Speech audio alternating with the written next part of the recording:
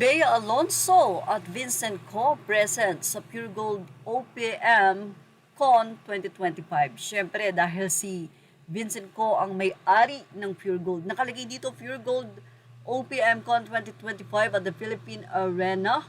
This power couple is probably the newest staunchest supporters of the OPM industry in the Philippines. Pure Gold President Vincent Co and Bea Alonso.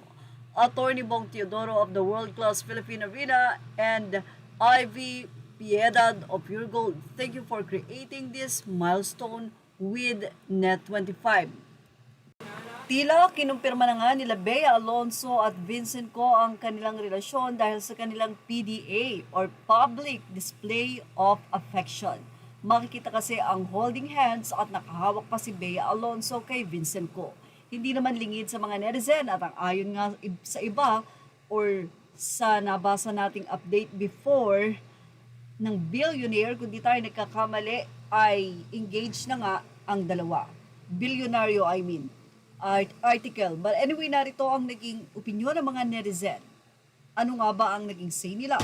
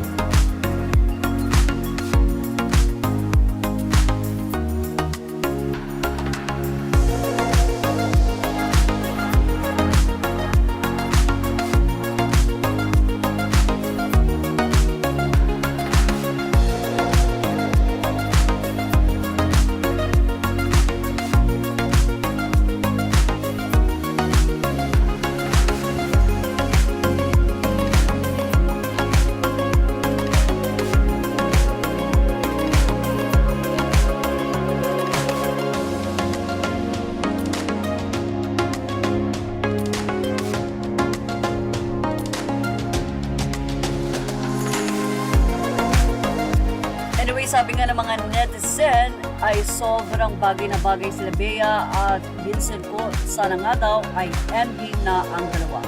Thank you for watching. Images are all credit to the rightful owners. Please like, share, and subscribe.